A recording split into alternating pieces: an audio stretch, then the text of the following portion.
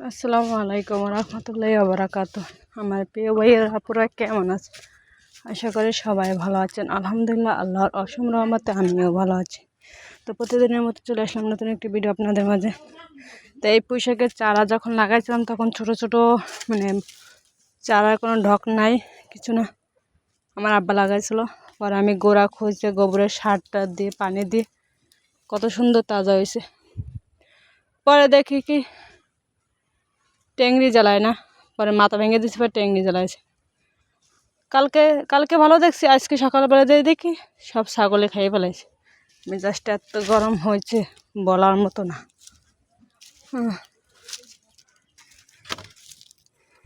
আমি আরও পাতা ভাঙ্গি নেই যে আর একটু মানে হোক, টেংরি মেঙ্গি জ্বালাক ভালো হোক, তারপরে পাতা কাটবো।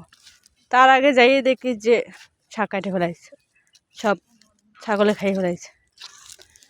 এটা হচ্ছে আগের দিনে ভিডিও করছিলাম, তার আজকে সকালবেলা যেয়ে এই অবস্থা।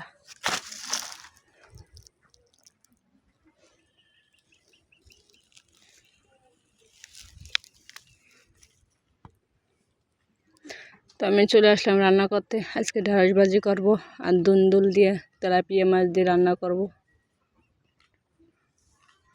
তো আমার ভিডিওর সাথে আপনারা থাকেন, আর আমার ভিডিওটি যদি ভালো লাগে অবশ্যই এটা লাইক, কমেন্ট, শেয়ার ও সাবস্ক্রাইব করবেন প্লিজ। পাশে বেল আইকন নোটিফিকেশন করবেন যাতে পরবর্তী ভিডিও আপলোড করলে আপনাদের কাছে পৌঁছে যায়। গরুটা এনে বাঁধছে কি এটা এরম পেঁচা হয়ে গেছে না গরুটা? তো আমি এদিকে ভাজি করবো শাকটা। কে আছে তুই, এদিকে পেঁচা হয়ে গেছে নাকি?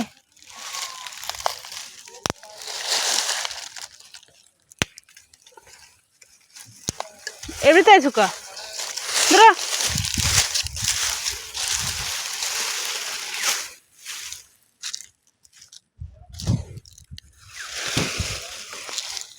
আমি এখন ঢেঁড়স ভাজি করতেছি।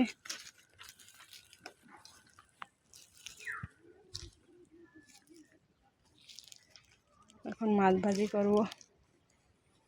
আর আমাদের এই গ্রামের দৃশ্যগুলো আমার কাছে অনেক ভালো লাগে। ওদিকে কত সুন্দর শাপলা, নীল শাপলা এটা বলে আমাদের ওদিকে, যে নীল শাপলা। আমাদের এদিকে সব জায়গায় এইসব শাপলা হয়ে থাকে সবসময়। আর এদিকে বাচ্চারা বিকেলবেলা খেলতে হচ্ছে বালির মাঠে। তো এদিকে আমাদের গাছের নারকেল গাছের ডেগা কাটছে, তাই দিয়ে পাতা খুঁড়েছি, পরে শলা বানাবো। মাসায় কামড়ে মাসায়।